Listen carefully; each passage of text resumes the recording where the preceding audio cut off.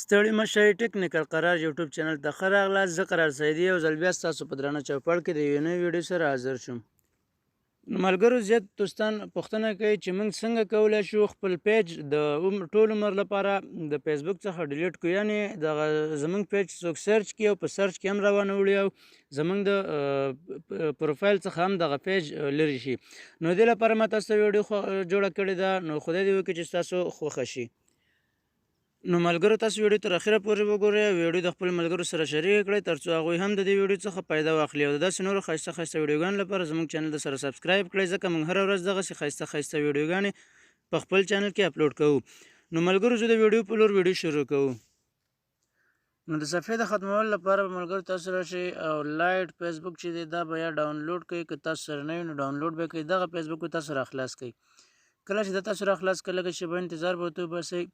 کله چې دا خلاص شو تاسو به دلته راشئ او دغه درې کرښې چې دی دغه به راخلاصې کوئ. کله چې تاسو دغه راخلاص کړئ دلته به تاسو وخیژئ او په پیج باندې به کلیک وکړئ. کله چې تاسو پیج باندې کلیک وکړه دا به راخلاص کوي. په دې کې ګوره زه غواړم دغه یو صفحه چې دی دا ما اضافي ستاسو دپاره جوړه کړې ده چې زه دا د منځه یوسم، د منځه وړلو طریقې تاسو ته وښایم. نو تاسو په دغه صفحه باندې هره صفحه چې تاسو د منځه وړل غواړئ تاسو په هغې باندې کلیک وکړئ. کله چې تاسو په هغې باندې کلیک وکړه تاسو به دغه نیکسټ ووهئ.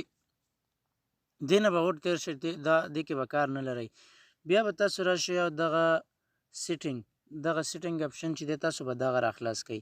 کله چې دا تاسو راخلاص کړئ بیا به دې نه وروسته تاسو راشئ او په جنرال سیټینګ دې باندې به کلیک وکړئ. کله چې تاسو دې باندې کلیک وکړه تاسو به لږه شیبه انتظار وباسئ، بیا به تاسو راشئ او نو دوستانو تاسو ته هیله کوم که ویډیو مو نه وي لایک کړي ویډیو لایک کړئ.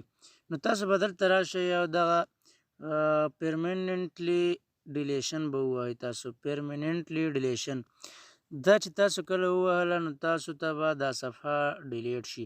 نو تاسو په دې کې بیا ډیلیټ پیج انتخاب کړئ. کله چې تاسو ډیلیټ پیج انتخاب کړ نو تاسو صفحه چې دی دا به په ډیلیټ شي. د دې ځای نه ستاسو صفحه چې دی د منځه لاړه، دغه وه د صفحې د منځه وړلو طریقه. تر بیا مو په لوی او بخښونکي الله تعالی سپارم.